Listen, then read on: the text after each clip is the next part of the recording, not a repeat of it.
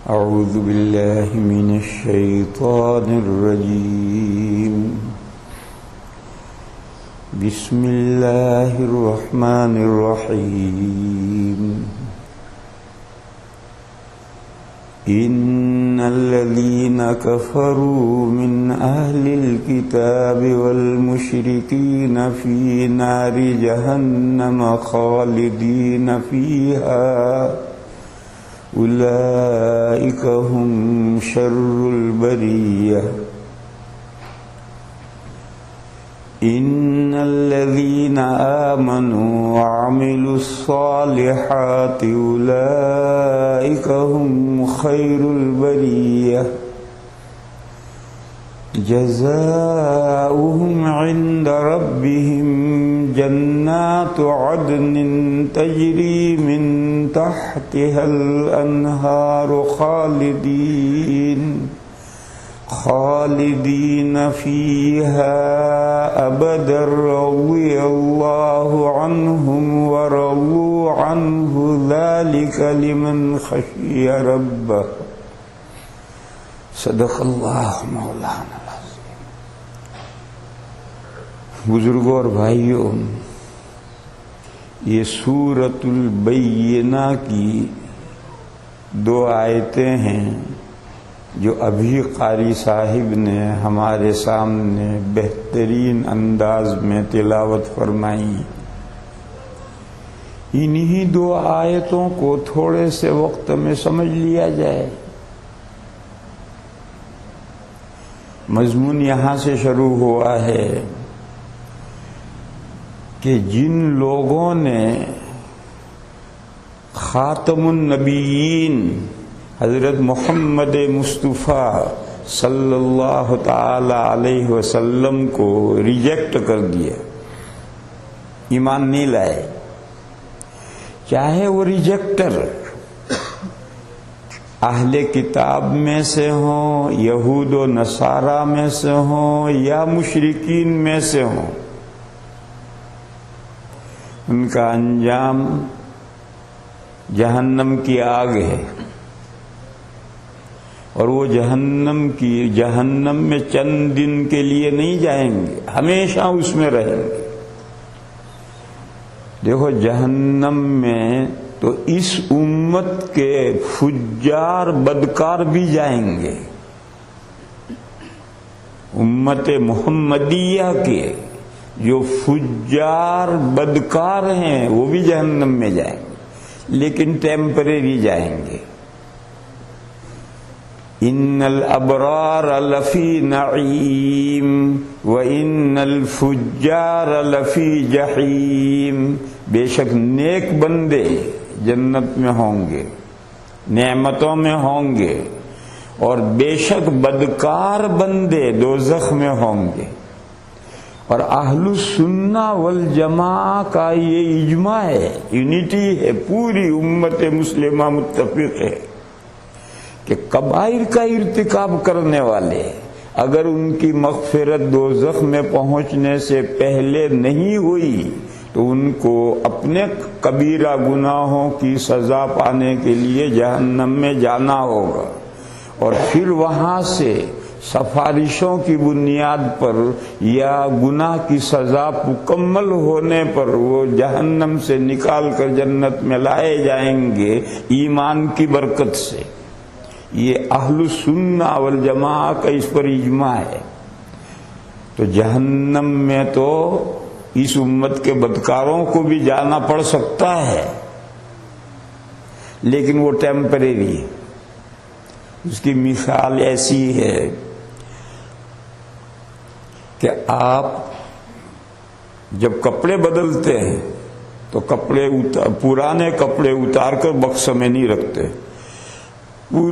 پرانے کپڑے اتار کر باسکٹ میں ڈالتے ہیں۔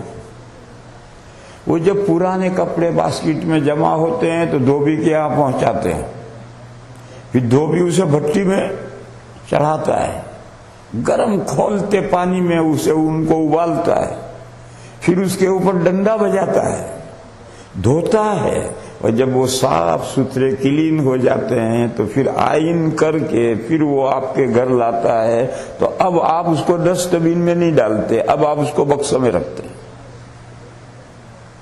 اس مثال میں کیا ہے کہ گندا کپڑا بکسے میں نہیں رکھا جاتا، صاف ستھرا کپڑا بکسے میں رکھا جاتا ہے۔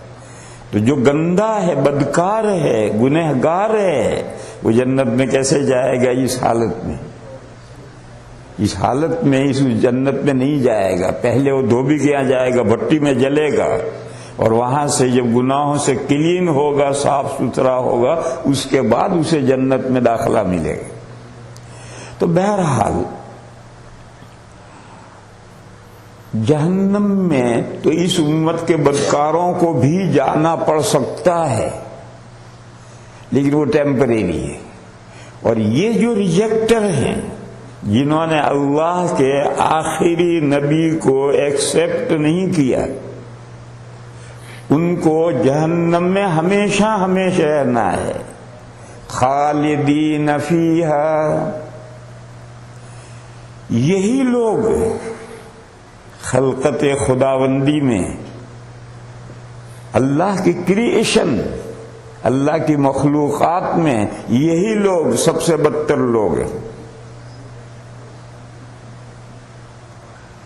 یہاں رک کر ایک مسئلہ سمجھنا چاہیے کہ نن مسلم اگر ان کو کافر کہا جائے تو وہ مائنڈ کرتے ہیں، وہ ناراض ہوتے ہیں، غصے ہوتے ہیں، ہم کافر ہیں، ہم اللہ کو مانتے ہیں، موسیٰ علیہ السلام کو مانتے ہیں، عیسیٰ علیہ السلام کو مانتے ہیں، ہم کافر ہیں۔ تو میرے بھائیوں، کوئی بھی لفظ ایک لمبے عرصے تک چلتا رہتا ہے تو وہ لفظ خراب ہو جاتا ہے۔ بس ضروری نہیں ہے کہ ہم اس لفظ کو استعمال کریں، لفظ بدل دو، وہ مقصود حقیقت ہے۔ لفظوں کے پھیر میں دانا رہتے نہیں، عقل مند لوگ لفظوں کے چکر میں پھیر میں نہیں رہتے، لفظوں کے پھیر میں دانا رہتے نہیں ہیں، لفظ بدل دو۔ دیکھو، دو لفظ ہیں، بہت ہی اچھے لفظ ہیں، مگر اب وہ گندے ہو گئے ہیں، اور اتنے گندے ہوئے ہیں کہ مسجد میں وہ لفظ بولتے ہوئے اور مہذب مجلس میں ان کا تلفظ کرتے ہوئے بھی تکلف ہوتا ہے۔ ایک لفظ ہے پاخانہ، بہت شاندار لفظ ہے، یہ فارسی ہے، اور اس کا پورا لفظ ہے پائین خانہ۔ پائین کے معنی پچھلا حصہ، گھر کا پچھلا حصہ، پائین خانہ۔ پوچھا فلاں کجا رفت؟ کہا در پائین خانہ رفت۔ فلاں کہاں گیا؟ کہا گھر کے پچھلے حصے میں گیا۔ پرانے زمانے میں بیت الخلا گھر کے پچھلے حصے میں بنتے تھے، یارڈ میں، باڑے میں بنتے تھے علیحدہ۔ اب فلش کا زمانہ آ گیا تو کچن کے ساتھ بننے لگے۔ فلش کا زمانہ ہے تو کھاؤ، ادھر فارغ ہو۔ لیکن پرانے زمانے میں گھر کے پچھلے حصے میں، یارڈ میں بیت الخلا بنتے تھے، تو لفظ آیا پائین خانہ، گھر کا پچھلا حصہ۔ پھر وہ لفظ اکٹھا ہو کر بولتے بولتے پاخانہ ہو گیا۔ اب دیکھو کتنا شاندار لفظ ہے، لیکن اب اتنا گندا ہو گیا ہے کہ اس لفظ میں سے بدبو آتی ہے۔ مہذب مجلس میں لفظ بولنا گوارا نہیں ہوتا ہے۔ دوسرا لفظ ہے پیشاب، اس کی اصل ہے پیش آب، آگے پانی، کہ کجا رفت، کہ برائے پیش آب رفت، آگے پانی کرنے گیا ہے۔ جو کتنا شاندار لفظ ہے۔ تو پیش آب کا پیشاب ہو گیا مخفف ہو کر، اور اب یہ لفظ اتنا برا ہو گیا کہ بولنے کو نہیں جی چاہتا ہے، دوسرے لفظ استعمال کرتے ہیں۔ تو کوئی بھی لفظ ہو، بعض مرتبہ کثرت استعمال سے بہت دنوں تک استعمال ہوتے ہوتے وہ لفظ گندا ہو جاتا ہے۔ تو ایسی صورت میں دانش مندی اور عقل مندی کی بات یہ ہے کہ آپ وہ ورڈ یوز نہ کریں، دوسرا لفظ اچھا استعمال کریں۔ ہمارے ہندوستان میں ہندوؤں کو اگر کافر کہا جائے تو وہ مائنڈ کرتے ہم کافر ہیں. آپ کے ملک میں جوئش اور کرسچن ان کو کافر کہا جائے تو ناراض ہوتے ہیں، ہم کافر ہیں. حالانکہ کافر کے معنی ہیں ریجیکٹر، انبلیور، ایمان نہ لانے والے، یقین نہ کرنے والے، انکار کر دینے والے. لفظ کافر کے یہ معنی ہے، اس میں کوئی برائی نہیں ہے، نہایت بہترین لفظ ہے. لیکن زمانہ گزرنے کے ساتھ اس لفظ کو نن مسلم برا مانتے ہیں. تو کیا ضروری ہے ہم یہ لفظ استعمال کریں؟ بالکل نہ کریں. ہم ہندوستان میں کافر لفظ نہیں استعمال کرتے، غیر مسلم، مسلم اور غیر مسلم، مسلم اور نن مسلم، اس کو برا نہیں مانتے. ہمارے ہندوستان کے ہندو غیر مسلم کو برا نہیں مانتے اور کافر کہیں تو برا مانتے. اور آپ کے ملک میں کچھ لوگ ہیں جو ضرورت سے زیادہ پڑھے ہوئے ہیں. ضروری کیا ہے؟ دین کا علم فصلی ہے. سب سے پہلے دین پڑھو. مولوی بننا ضروری نہیں ہے، کوئی ضروری نہیں ہے کہ ہر مسلمان کا بچہ مولوی بن جائے، ضروری نہیں. لیکن ایک مسلمان رہ سکے اتنا دین کا علم حاصل کرنا فرض ہے. مگر ان بندوں نے یہ جو فصلی علم ہے، جو کمپلسری ہے، وہ نہیں پڑھا اور دوسرے علوم پڑھے ہیں، ایجوکیٹڈ ہو گئے. اس لیے میں نے کہا کہ ضرورت سے زیادہ جو علم ہے، ضروری علم تو یہ ہے، وہ نہیں پڑھا. اس سے زیادہ جو علم پڑھے ہوئے ہیں وہ ایک اشکال کرتے ہیں کہ یہود و نصارہ کو کافر کہنا جائز نہیں. وہ اللہ کو مانتے ہیں، توحید کے قائل ہیں، رسالت کو مانتے ہیں، موسیٰ اور عیسیٰ علیہ السلام کو مانتے ہیں، جنت کو مانتے ہیں، جہنم کو مانتے ہیں، قیامت کو، دین کو مانتے ہیں، جزا و سزا کو مانتے ہیں، سبھی کچھ مانتے ہیں. پھر وہ کافر کیسے ہوئے؟ یہ اس ملک میں لوگوں کا ایک اشکال ہے. اس اشکال کا جواب یہ ہے کہ صرف اسی سورۃ البینہ میں اہل کتاب پر 2 مرتبہ کفروا کا اطلاق آیا ہے. ایک تو پہلی آیت میں لم یکن الذین کفروا من اہل الکتاب والمشرکین منفکین حتی تأتیہم البینہ. پہلی ہی آیت میں مشرکین اور اہل کتاب پر کفروا کا اطلاق آیا ہے.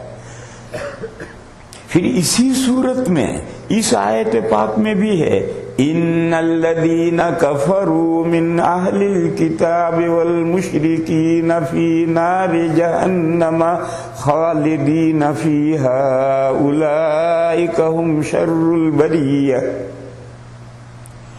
لہذا نقلی جواب تو یہ ہے کہ یہ آپ کی سوچ ہے اور قرآن میں یہ استعمال ہے. تو قرآن کا استعمال لوگے یا آپ کی سوچ؟ نقلی جواب تو یہ ہے. اور عقلی جواب یہ ہے کہ آپ جانتے ہیں مختلف زمانوں میں اللہ نے مختلف انبیاء اور رسول بھیجے. رسول بڑے درجے کے انبیاء اور نبی چھوٹے درجے کے انبیاء. جو بڑے درجے کے ہیں، جو صاحب کتاب ہیں، صاحب شریعت ہیں، نئی شریعتیں وہ لے کر کے آئے ہیں، وہ رسول ہیں. کہتے ہیں کہ ایسے بڑے درجے کے نبی 313 ہوئے ہیں. اور یہ 313 ایک زمانے میں نہیں آئے ہیں، مختلف زمانوں میں آئے ہیں. بس جس رسول کا پیریڈ چل رہا ہے اس پر ایمان لانا ضروری ہے، اور اس سے پہلے والے جتنے نبی اور رسول ہیں ان پر بالاجمال یعنی جانے بغیر ایمان لانا ضروری ہے، اور آئندہ جو نبی اور رسول آنے والے ہیں ان پر بھی بالاجمال جانے بغیر ایمان لانا ضروری ہے، اور فالو کریں گے اس رسول کا جس کا پیریڈ چل رہا ہے. اگر اس رسول کا کوئی انکار کر دے جس کا پیریڈ شروع ہوا ہے، اس کو انکار کر دے، وہ کافر ہے، وہ ریجیکٹر ہے، وہ انبیلیور ہے، چاہے پہلے والے سبھی نبیوں کو مانتا ہو، بعد والے سبھی نبیوں کو مانتا ہو، مگر جس کا پیریڈ چل رہا ہے اگر اسے نہیں مانے گا تو وہ انکار کرنے والا ہے۔ کافر کے معنی انکار کرنے والا ہے، انبیلیور ہے۔ دیکھو، ایک زمانے میں نوح علیہ السلام کا دور تھا، اس وقت میں نوح علیہ السلام پر ایمان لانا ضروری تھا۔ پھر ابراہیم علیہ السلام کا دور آیا تو ان پر ایمان لانا ضروری ہوا۔ پھر موسیٰ علیہ السلام کا دور آیا تو ان پر ایمان لانا ضروری ہوا۔ پھر عیسیٰ علیہ السلام کا دور آیا تو ان پر ایمان لانا ضروری ہوا، اور سب سے آخری پیغمبر خاتم النبیین حضرت محمد مصطفیٰ صلی اللہ تعالی علیہ وسلم تشریف لائے تو اب آپ پر ایمان لانا ضروری ہے۔ اب آگے تو کوئی نبی رسول ہے ہی نہیں، پیچھے جتنے نبی رسول گئے ہیں ان پر بالاجمال یعنی تفصیل جانے بغیر سب پر ایمان لانا ہے اور فالو کرنا ہے جس نبی کا پیریڈ شروع ہوا۔ اگر اس کا فالو نہیں کرے گا تو وہ قرآن کی اصطلاح میں ریجیکٹر ہے، کافر ہے۔ جیسے عیسیٰ علیہ السلام، موسیٰ علیہ السلام کا زمانہ چل رہا تھا اور کلمہ تھا لا الہ الا اللہ موسیٰ رسول اللہ۔ پھر حضرت عیسیٰ علیہ السلام تشریف لائے، اب کلمہ بدل گیا، لا الہ الا اللہ عیسیٰ رسول اللہ۔ بس جن یہودیوں نے عیسیٰ علیہ السلام کو نہیں مانا وہ سب کافر ہوئے، وہ ریجیکٹر ہے۔ کیوں؟ نیا پیریڈ، نئے نبی رسول کا دور شروع ہوا۔ اب پچھلے نبیوں پر صرف ایمان لانے سے وہ مومن نہیں رہے گا، عیسیٰ علیہ السلام پر ایمان لانا ضروری ہوگا۔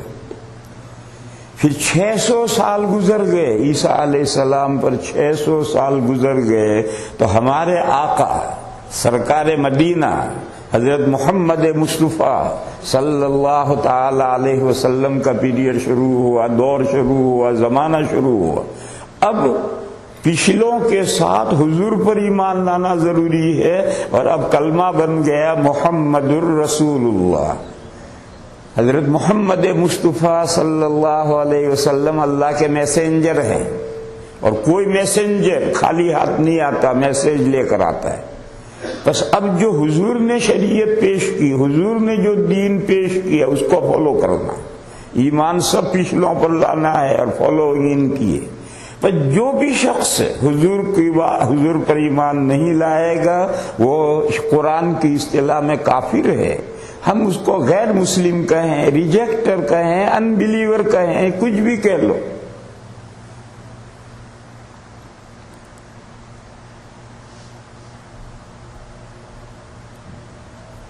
نبی پاک صلی اللہ تعالی علیہ وسلم نے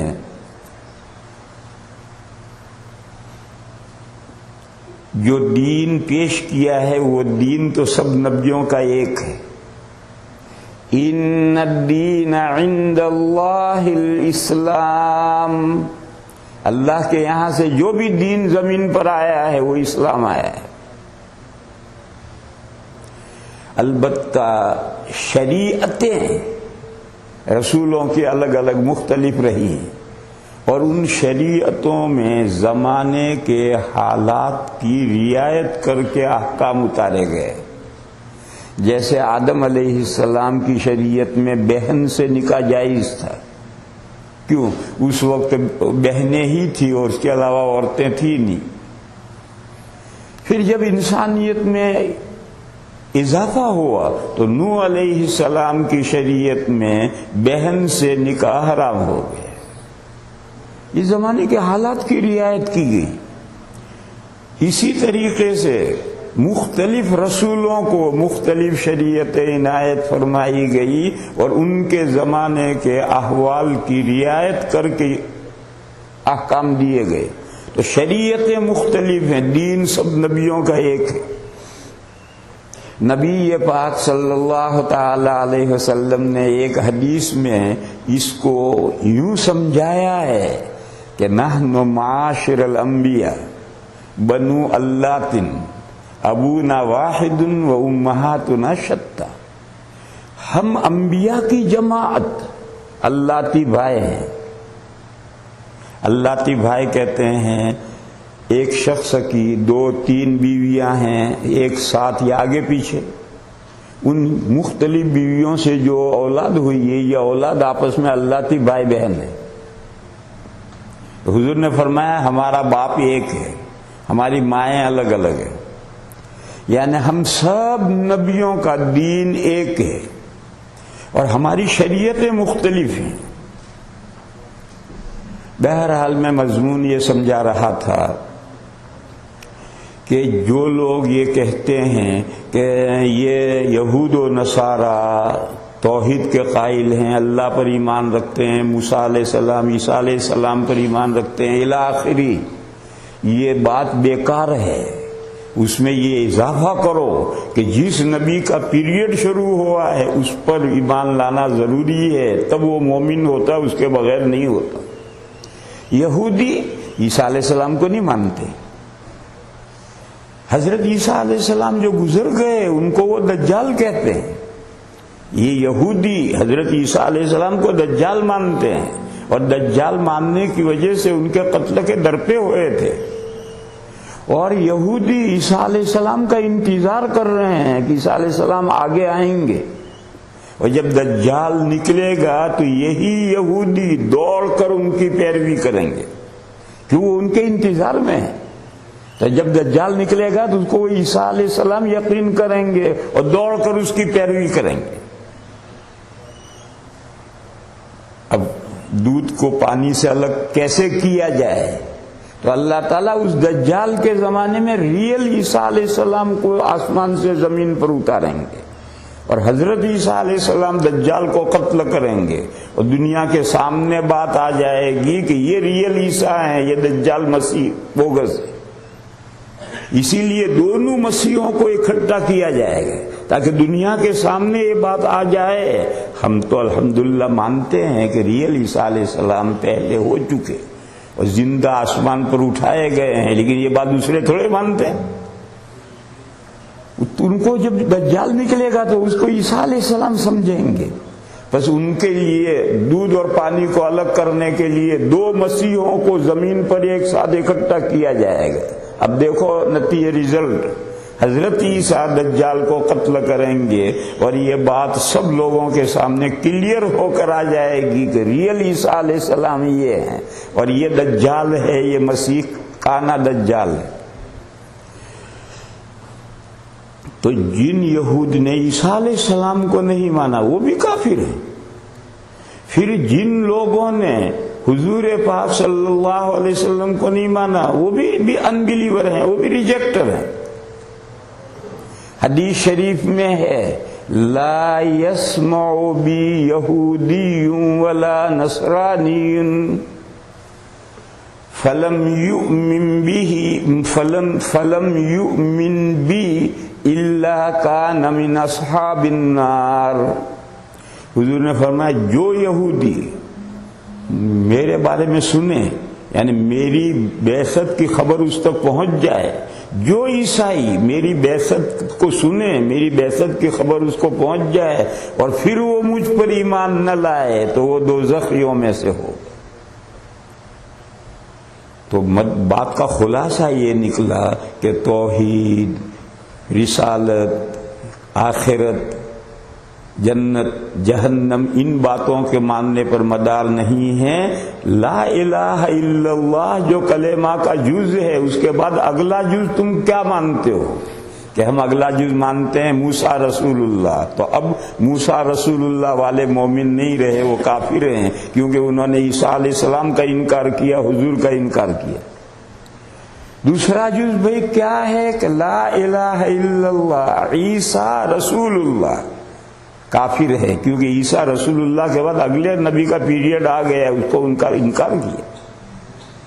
اب لا الہ الا اللہ محمد الرسول اللہ، یہ کلمہ کا دوسرا جز جو مانتا ہے وہی مومن ہے، اور جب حضور کو اللہ کا میسنجر مان لیا تو حضور جو میسیج لائے ہیں اس میں یہ بات ہے کہ پچھلے سب نبی اور رسول سچے ہیں، اللہ کے فرشتادے ہیں، بھیجے ہوئے ہیں، لہذا ان پر ایمان لانا یہ محمد الرسول اللہ میں انکلوڈ ہے۔ بہرحال یہاں ایک جو غلط فہمی پائی جا رہی ہے اس غلط فہمی کو میں سمجھا رہا ہوں۔ نقلی دلیل تو یہ ہے کہ اسی صورت میں دو جگہ پر ان پر کفرو کا اطلاق آیا ہے، اور عقلی دلیل یہ ہے کہ کفرو کا مصداق اس لیے ہے کہ جس نبی کا پیریڈ شروع ہوا اس نبی کو نہیں مانتے، بس صرف پچھلے نبیوں کو ماننے سے اور باقی تمام چیزوں کو ماننے سے وہ مومن نہیں ہوں گے۔ تو فرمایا ہے کہ بے شک وہ لوگ جنہوں نے ریجیکٹ کر دیا، کس بات کو ریجیکٹ کر دیا؟ محمد الرسول اللہ کو ریجیکٹ کر دیا، یا لا الہ الا اللہ محمد الرسول اللہ دونوں کو ریجیکٹ کر دیا۔ ہمارے ہندوستان کے ہندو ہیں، انہوں نے دونوں کو ریجیکٹ کر دیا۔ وہ کہتے ہیں معبود اللہ ہی نہیں ہے، اللہ کے علاوہ لاکھوں کروڑوں معبود ہیں، اور ان کے سارے مندر ان جھوٹے خداؤں سے بھرے پڑے ہیں اور انہی کی بندگی اور عبادت و ورشپ کرتے ہیں، تو لا الہ الا اللہ نہیں مانتے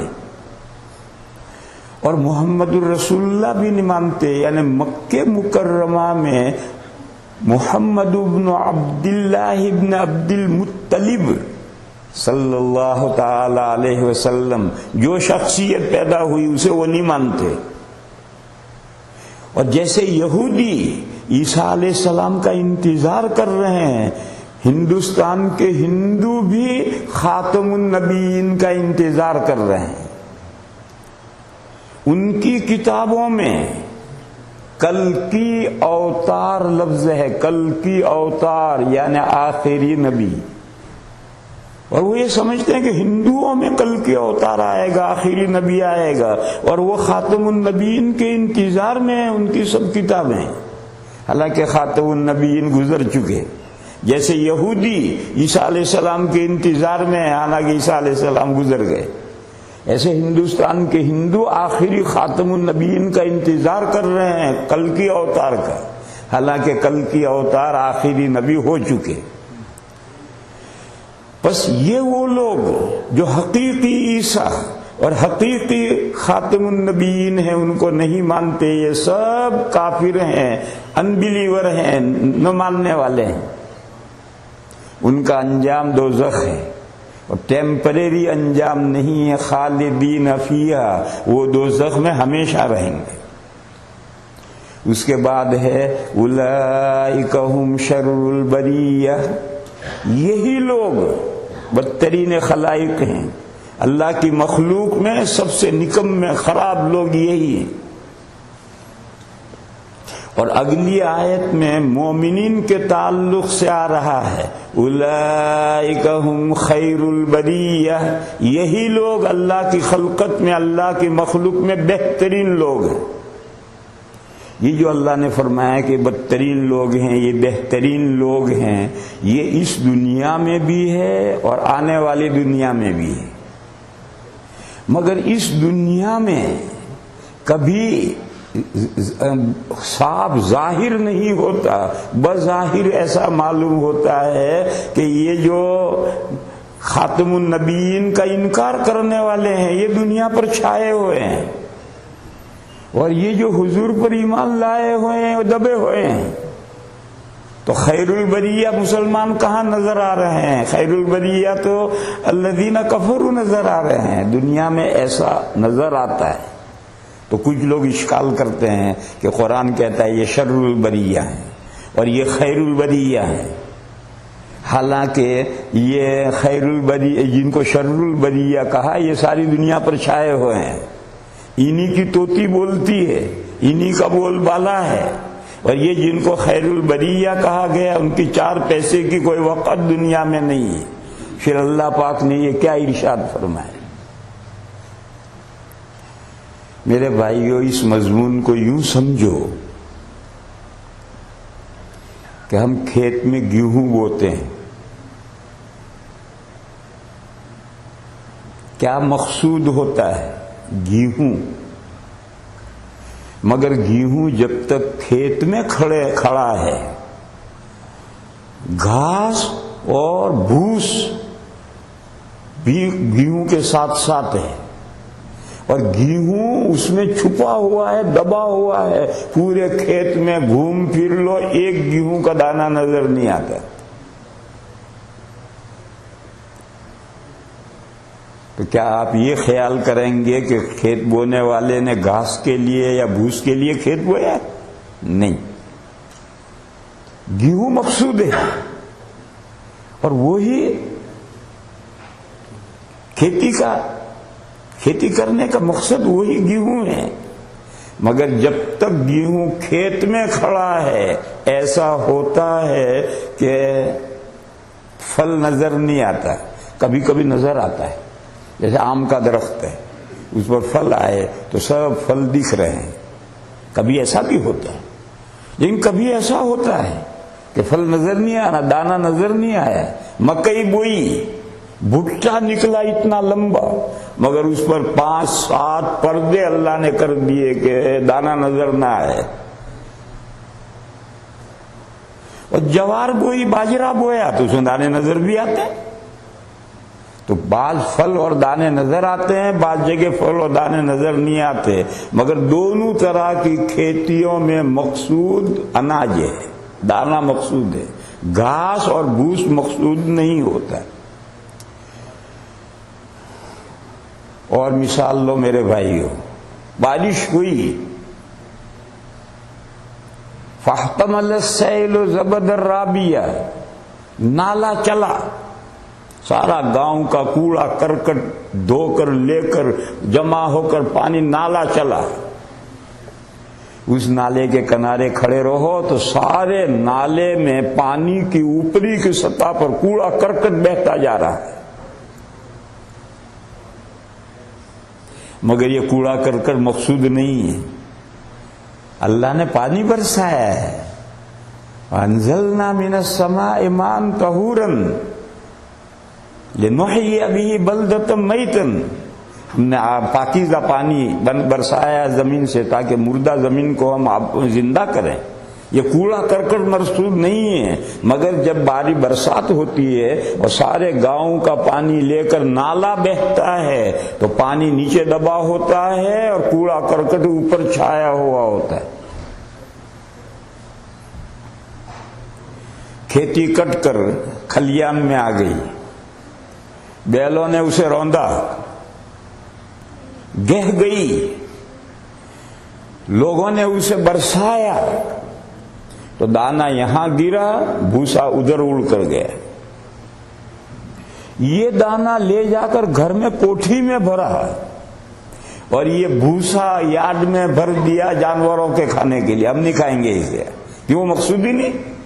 جو ہمارا مقصود تھا وہ ظاہر ہو گیا، وہ ہم نے کوٹھی میں لے جا کر بھر دیا. نالا چلا اور آگے جا کر کے گاؤں کے باہر ایک تالاب میں سارا پانی اکٹھا ہو گیا. پھر ہوائیں چلی، آہستہ آہستہ یہ کوڑا کنارے پر گیا. 1 ہفتے کے بعد اگر آپ اس تالاب پر جائیں گے تو صاف شفاف پانی بھرا ہوا ہے، اور کوڑا سب کنارے پر ہٹا دیا ہوا نے. فَأَمَّا الزَّبَدُ فَيَذْهَبُ جُفَّاءً وَأَمَّا مَا يَنْفَعُ النَّاسَ فَيَمْكُثُ فِي الْأَرْضِ. اب یہ تالاب بھرا ہوا ہے، سارے سال انسان بھی پانی استعمال کریں گے، جانور بھی پیئیں گے. اور کوڑا کہاں گیا؟ کوڑا ہوا نے ہٹا کر کناروں پر کر دیا، اور وہ کناروں پر جا کر کے اللہ جانے کیا ہوا. یہ کھیت کا بھوس گیا یارڈ میں، اور وہاں جانور کھائیں گے. مقصود جو گیا اناج تھا، وہ اناج لے جا کر کوٹھی میں بھر دیا. میرے بھائیو، اسی طرح سے سمجھو کہ اس دنیا میں بھوس اور دانہ ملا ہوا ہے. اس دنیا میں بھوس اور دانہ ملا ہوا ہے، لیکن مقصود دانہ ہے. اور کبھی ایسا ہوتا ہے کہ دانہ نظر آتا ہے، صحابہ کا دور ہے، صحابہ کے دور کے علاوہ بہت سے دور ہیں کہ مسلمانوں کا ہاتھ اوپر تھا، دانا نظر آ رہا تھا، خیر البریہ نظر آ رہے تھے، شر البریہ دبے ہوئے تھے، لیکن کبھی معاملہ الٹ گیا، اب شر البریہ کا ہاتھ اوپر ہو گیا، خیر البریہ دبے ہوئے ہیں، لیکن آج بھی مقصود وہ خیر البریہ ہی ہیں، دانا ہی مقصود ہے۔ ان کو چھانٹ کر الگ کب کیا جائے گا؟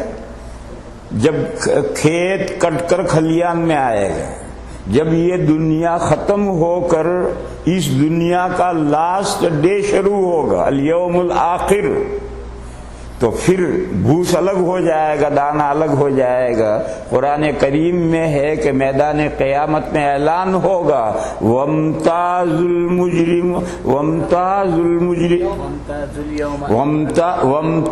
الْيَوْمَ أَيُّهَا الْمُجْرِمُونَ، او بدکارو، او گنہگارو، سیپریٹ ہو جاؤ۔ مومنین سیپریٹ ہو جائیں گے، ان کو سیپریٹ کر دیا جائے گا۔ جب گیہوں الگ ہو گیا، بھوسا اڑ کر گیا، گیہوں کہاں جائے گا؟ جنت میں جائے گا۔ بھوسا کہاں جائے گا؟ یارڈ میں جائے گا، جہنم میں ڈالا جائے گا۔ قرآن کریم میں ہے وَسِيقَ الَّذِينَ كَفَرُوا إِلَى جَهَنَّمَ زُمَرًا وَسِيقَ الَّذِينَ اتَّقَوْا رَبَّهُمْ إِلَى الْجَنَّةِ زُمَرًا۔ جنہوں نے اللہ کے دین کا انکار کیا ہے ان کو گروہ گروہ بنا کر دوزخ کی طرف ہانکا جائے گا، اور جو اللہ سے ڈرتے رہے ہیں اور اللہ سے ڈرتے ہوئے انہوں نے زندگی گزاری ہے، انہیں گروہ گروہ بنا کر اللہ کی طرف ان کو ڈیپیوٹیشن کی شکل میں لے جایا جائے گا۔ دیکھو سیپریشن ہو گیا، ان کو الگ۔ مگر میرے بھائیوں، جب تک کھیت میں اناج کھڑا ہے دانا اور بھوس الگ نہیں ہوتا ہے۔ اس دنیا میں کبھی ایسا ہوتا ہے کہ دانا نظر ہی نہیں آتا، گھاس اور بھوس ہی نظر آتے ہیں، مگر اس حال میں بھی مقصود دانا ہے۔ جب گاؤں سے نالا چلتا ہے، آپ نالے کے کنارے پر کھڑے ہوں تو سارے نالے کے اوپر کوڑا کرکٹ سب بہتا چلا جا رہا ہے، پانی نظر ہی نہیں آتا ہے، لیکن اس حال میں بھی مقصود وہ نیچے والا پانی ہے، یہ کوڑا کرکٹ مقصود نہیں ہے۔ جب تالاب میں جا کر جمع ہوگا، یہ قیامت کا دن ہے، اس وقت پھر ہوائیں چل کر ان کوڑا کرکٹ کو کناروں پر ایک طرف کر دیں گے اور خالص پانی اللہ کے مومن بندے ایک طرف چھٹ کر الگ ہو جائیں گے۔ اس کے بعد ایک سوال ہے، وہ سوال یہ ہے کہ اہل ایمان تو اللہ کے نیک بندے ہیں، اور ہمیشہ اس کائنات کے پیدا کرنے سے مقصود اہل ایمان ہے۔ الذی خلق الموت والحیات لیبلوکم ایکم احسن عملا۔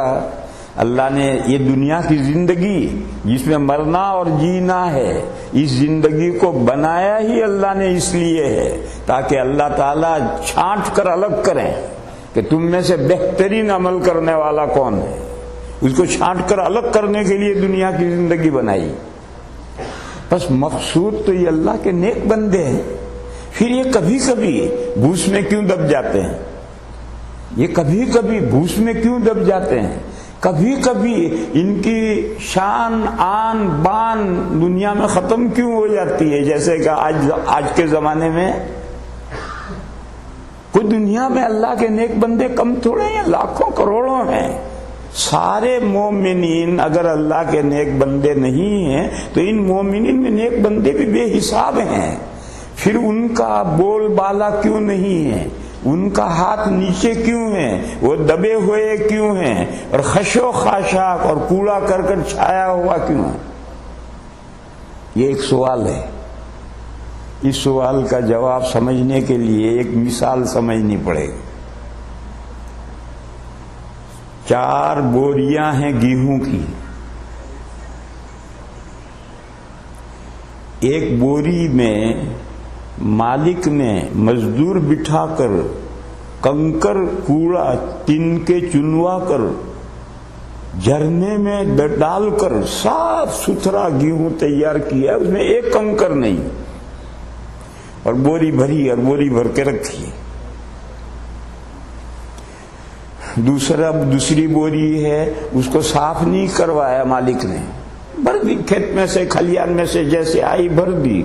उसमें कंकर भी है, उसमें कूड़ा भी है, और जब आप उस बोरी को साफ करेंगे तो 1.5 किलो उसमें से कंकर और कूड़ा निकलेगा। ऐसी बोरी भी 100 किलो की भर के रख दी। एक तीसरी बोरी है, उसमें 10 किलो कूड़ा है।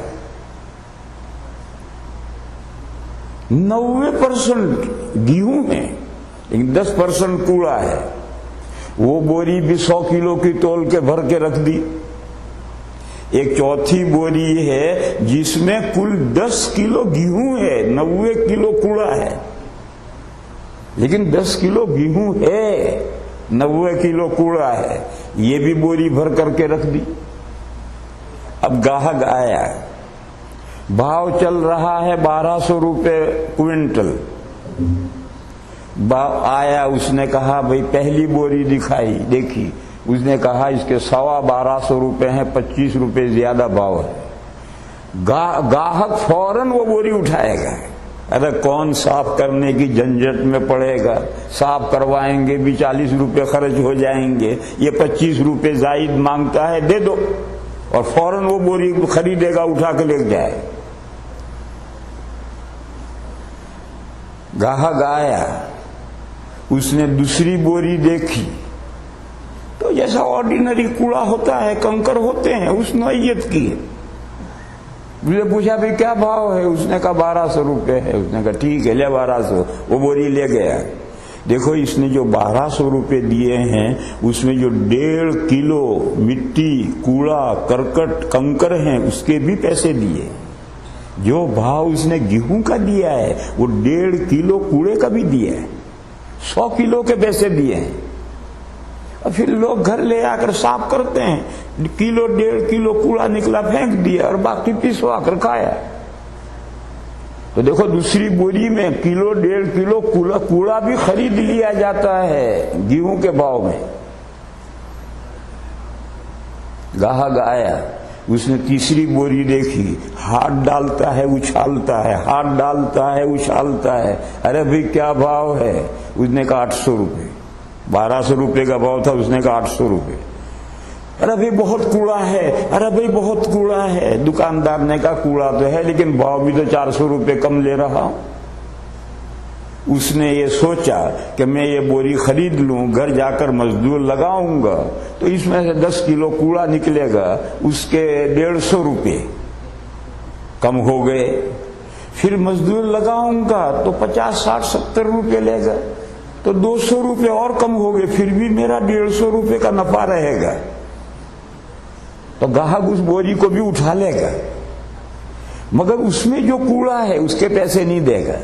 वो 1200 के 800 करेगा तो बोरी उठाएगा, वरना कोई नहीं उठाएगा। उस 800 में 2 पैसे कट गए, जो कूड़े के पैसे भी कट गए और साफ कराने की उजरत भी कट गई।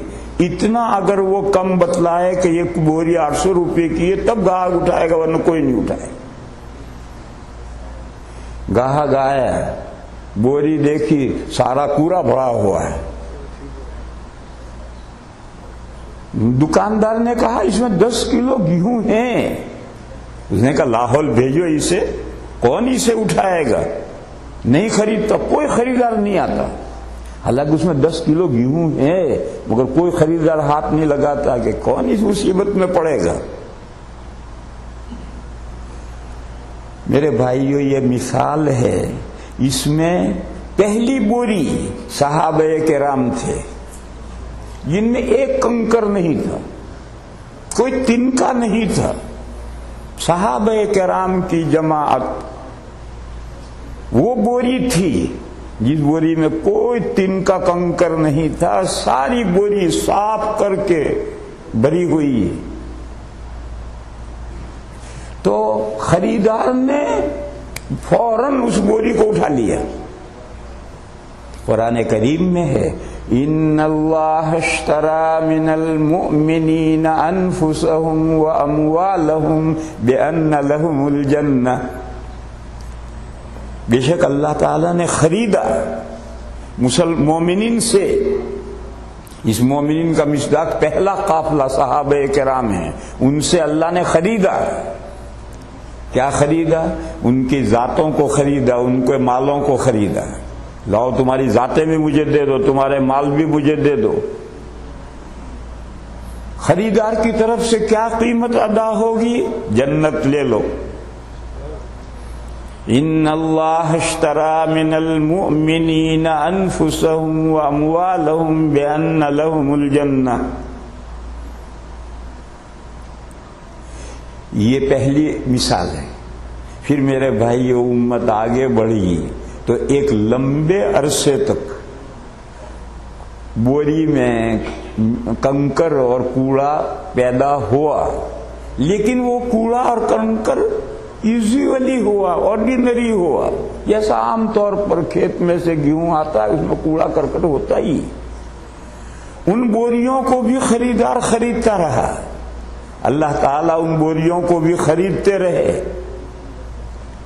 اور ان کی قیمت بھی خریدار چکاتا رہا، اور وہ جو کلو 1.5 کلو امت کے اندر کوڑا کرکٹ پیدا ہو گیا تھا وہ بھی گیہوں کے بھاؤ بکتا رہا۔ یہ وہ دور ہے جب گیہوں نظر آتا تھا، جب خیر غالب تھی، جب مسلمانوں کو بالادستی حاصل تھی، باقی سارے زیر دست تھے، مسلمان دنیا پر چھائے ہوئے تھے، دوسرے دبے ہوئے تھے۔ لیکن میرے بھائیوں آگے جب بڑھے تو اب کوڑا کرکٹ بوری میں اور بڑھ گئے، بوری میں 10 کلو کوڑا کرکٹ ہو گیا۔ 100 مسلمان ہیں تو 90 مسلمان کہلانے کے لائق ہیں، اور 10 کو تو مسلمان کہنا ہی مشکل ہے۔ کیسے؟ نمازی نہیں پڑھتے، اور حدیث میں ہے کہ جس نے نماز بالقصد چھوڑ دی فقد کفر، اس نے حضور کے دین کا انکار کر دیا۔ تو 10% نمازی نہیں پڑھتے، روزے ہی نہیں رکھتے، زکوٰۃ ہی نہیں دیتے، حج ہی نہیں کرتے، تو کوڑا کرکٹ تو ہے، کہلاتے مسلمان، ہوں گے مسلمان، ہم ان کے مسلمان ہونے کا انکار نہیں کرتے، مگر وہ تو کوڑا کرکٹ کے وہ منزلے ہو گئے۔ اب یہ جب دور شروع ہوا، بوری میں 10 کلو کوڑا کرکٹ ہو گیا، تو اب احوال بدل گئے۔ اب خریدار بار بار ہاتھ ڈالتا ہے، دیکھتا ہے، ہاتھ ڈالتا ہے، ارے بھائی بہت کوڑا ہے، ارے بھائی بہت کوڑا ہے، ارے بھائی بہت کوڑا ہے۔ یہ وہ انقلاب کا دور ہے، اب پانسا پلٹے گا، پلٹ گیا۔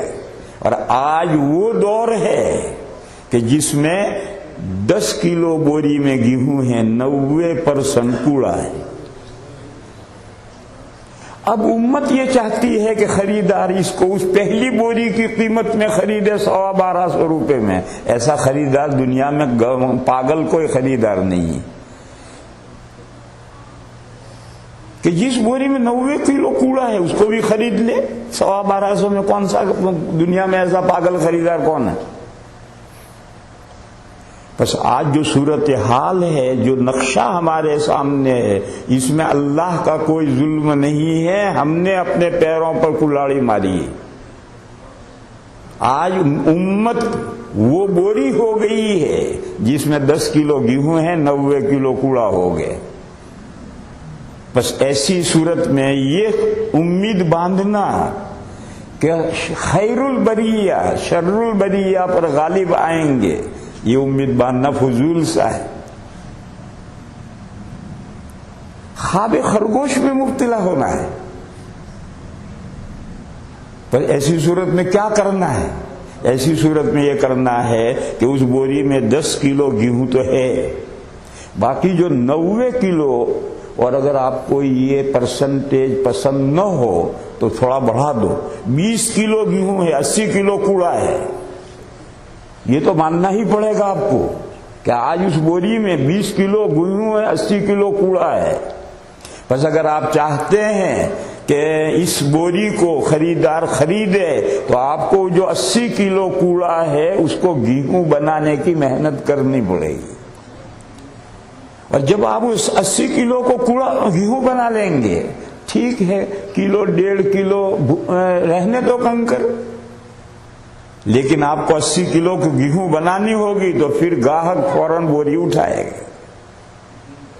اب کوئی یہ سوچے کہ بھوسا گیہوں کیسے بن جائے گا، اور بھوسا بھی تھوڑا بہت ہو تو 80 کلو کوڑا ہے، اس 80 کلو کوڑا کو کیسے کوئی بنا لے گا، گیہوں کیسے بنا لے گا؟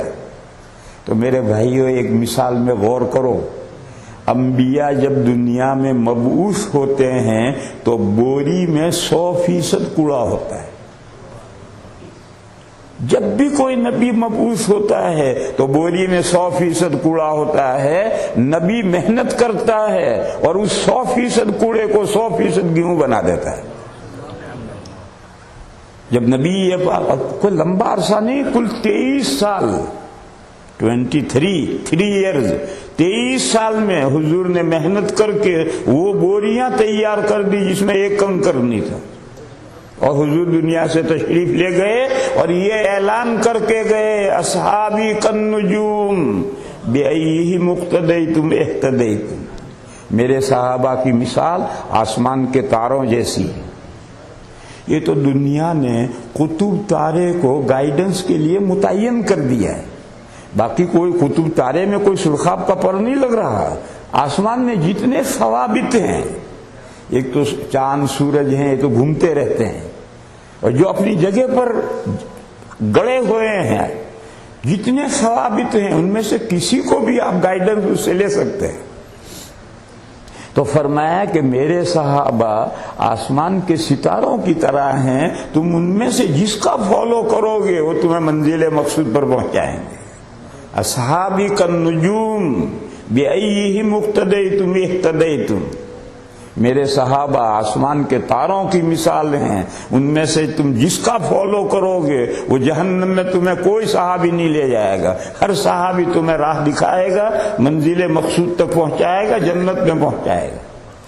تو میں عرض یہ کر رہا تھا کہ جب انبیاء، ہر نبی دنیا میں آ کر جس بوری میں 100% کوڑا ہوتا ہے اس پر محنت کر کے اسے 100% گیہوں بنا سکتا ہے، تو میرے بھائیوں ہم 80% کوڑے کو گیہوں کیوں نہیں بنا سکتے؟ بنا سکتے ہیں، تو ہی نہ چاہے تو باتیں ہزار ہیں۔ کیسے بنائیں؟ 80% کوڑے کو گیہوں کیسے بنائیں؟ دیکھو میرے بھائیوں، ایک اجتماعی محنت ہے، ایک انفرادی محنت ہے۔ 80% کوڑے کو گیہوں بنانے کی ایک تو انفرادی محنت ہے، ایک اجتماعی محنت ہے۔ اجتماعی محنتیں یہ جو امت میں کام ہو رہے ہیں، مکاتب اسلامیہ ہیں، مدارس عربیہ ہیں، دارالعلوم ہیں، جماعتیں کام کر رہی ہیں، تبلیغی جماعت کام کر رہی ہے، مختلف انداز پر جو محنتیں ہو رہی ہیں وہ محنتیں کائے کی ہو رہی ہیں؟ وہ محنتیں کوڑے کو گیہوں بنانے کی ہو رہی۔ بس اس محنت میں جڑ جاؤ۔ ایک گاڑی ہے جسے کچھ لوگ کھینچ رہے ہیں، نہیں چل رہی، یہ آہستہ آہستہ چل رہی ہے، اور لگ جاؤ، جڑ جاؤ۔ نہیں چل رہی، چلنے لگے گی، آہستہ چل رہی ہے، تیز رفتار ہو جائے۔ تو ایک تو یہ اجتماعی محنتیں ہیں، امت میں جو بھی محنت کوڑے کو گیہوں بنانے کی ہو رہی ہے اس میں پوری امت کو لگنا ہے، جڑنا ہے۔ قرآن کریم میں ہے وَاعْتَصِمُوا بِحَبْلِ اللَّهِ جَمِيعًا وَلَا تَفَرَّقُوا، اللہ کی رسی سب مل کر ایک ساتھ اللہ کی رسی مضبوط پکڑو، کھینچو، گاڑی چلنے لگے گی۔ دوسرا طریقہ ہے انفرادی، ہر آدمی اپنے سرکل میں کوڑے کو گیہوں بنائے۔ اور دیکھو میرے بھائیو، کلی افراد کا مجموعہ ہوتی، کلی افراد کا مجموعہ ہوتی ہے۔ افراد کے مجموعے کے علاوہ کوئی چیز کلی نہیں ہوتی. جیسے انسان ایک کلی ہے، تو انسان کہاں ہے؟ یہ زید، عمر، بکر، خالد، عبد الرحمن، یوسف، عیسیٰ، یہ سب انسان کے افراد ہیں، ان کا مجموعہ انسان ہے. اس سے ہٹ کر انسان کچھ بھی نہیں ہے، کہیں بھی انسان نہیں ہے. تو ہمیشہ کلی اپنے افراد کا مجموعہ ہوتی ہے. بس ہم میں سے ہر بندہ اپنے سرکل میں کوڑے کو گیہوں بنانے کی محنت شروع کر دے تو کلی جو بن جائے گی ملت اسلامیہ، وہ ملت اسلامیہ کا 80% کوڑا گیہوں بن جائے گا. لہذا میرے بھائیوں، وقت ختم ہو رہا ہے. ہر فرد کو پہلے اپنی ذات پر محنت کرنی، پھر اپنی فیملی پر محنت کرنی. اپنی ذات کو گیہوں بناؤ. اگر تم ذرا بھی اپنی ذات میں کمی دیکھو تو سب سے پہلے اپنی کمی دور کرو. لوگ یہ غلطی کرتے ہیں، آتے ہیں، حضرت دعا فرما دیجئے اس بیٹے کو، مجھے حافظ بنانا ہے. میں نے کہا اس کو تجھے حافظ بنانا، تیری داڑھی تو ہے نہیں، تیری داڑھی تو ہے نہیں، تو کیا حافظ بنائے گا بچے کو؟ آدمی کو اپنی کمزوری نظر نہیں آتی ہے. میرے محلے میں ایک دھوبی ہے، اپنے 2 بچوں کو لے کر آیا، حضرت دعا کر دیجئے مجھے ان کو مولوی بنانا ہے. میں نے اس سے کہا تو نماز پڑھتا ہے؟ یہ تیری بیوی نماز پڑھتی ہے؟ کہ اے. تو ناظرہ پڑھا ہوا ہے؟ کہ اے. ارے جب تو کچھ بھی نہیں دین سے، کبھی کوئی نماز سے زندگی میں نہیں پڑھی، اس کی بیوی نے نہیں پڑھی، وہ ناظرہ پڑھے ہوئے نے کچھ پڑھے ہوئے نہیں ہے، اور مجھے 2 بیٹوں کو مولوی بنانا ہے. میں نے کہا تیرے بیٹے کبھی بھی مولوی نہیں بن سکتے ہیں. اب وہ بیٹے بڑے بڑے ہو گئے اور وہ کپڑے دھوتے ہیں، کہاں سے مولوی بن جائیں گے؟ تو میرے بھائیوں، ہر بندے کو پہلے اپنی ذات پر محنت کرنی ہے، اپنے اندر کوئی کمی نہیں رہنی چاہیے، پھر اپنی فیملی پر، سیکنڈلی بیوی پر محنت کرو. کیونکہ اولاد کا پہلا مدرسہ ماں کی گود ہے. اولاد کا پہلا مدرسہ ماں کی گود ہے. لہذا پہلے اپنے آپ کو سنوارو، پھر گھر والی کو سنوارو، اور پھر اس کے بعد میں اپنی اولاد کو سنوارو، اگلے جنریشن کو سنوارو. اور جب ہم میں سے ہر فرد پرسنلی اپنی ذات کی حد تک اپنے سرکل میں اپنی فیملی کو گیہوں بنا ڈالے گا، اور یہ سارا مجمع اپنے اپنے طور پر اپنے اپنے سرکل میں یہ محنت میں کامیاب ہو جائے گا، تو کلی خود بخود سنور جائے گی. بوری میں جو کوڑا ہے وہ خود بخود گیہوں بن جائے گا. وآخر دعوانا ان الحمدللہ رب العالمین. درود شریف پڑھ لو. اللهم صل وسلم وبارك على سيدنا ومولانا محمد وعلى آل سيدنا ومولانا محمد بعدد من صلى وصام. یا الہ العالمین، ہماری خطاؤں کو معاف فرما. یا اللہ ہمیں دنیا میں بھی بھلائی عطا فرما، آخرت میں بھی بھلائی عطا فرما. اور اے میرے مولا، ہمیں دوزخ کے عذاب سے بچا لے، جنت کا ہمیں حقدار بنا دے. اے میرے مولا، ہمیں نیکیوں کی توفیق عطا فرما، اپنی زندگیوں پر نظر ثانی کی توفیق عطا فرما. میرے مولا، ہماری خطاؤں پر قلم عفو پھیر دے، ہمیں نیکیوں میں داخل فرما دے، ہمارے گھر والوں کو دیندار بنا دے، ہماری نسلوں کو ایمان پر مضبوط فرما دے. یا اللہ، ملت اسلامیہ پر محنت کرنے کی، ہر لائن سے محنت کرنے کی ہمیں توفیق عطا فرما. یا اللہ، جو ہم میں بیمار ہیں انہیں شفا عطا فرما، جو کسی بھی پریشانی میں ان کی پریشانیوں کو دور فرما. یا اللہ، ہماری مغفرت فرما، ہمارے ماں باپ کی مغفرت فرما، اور تمام مسلمان مردوں کی اور مسلمان عورتوں کی مغفرت فرما. سبحان ربک رب العزت عما یصفون، سلام علی المرسلین والحمد للہ.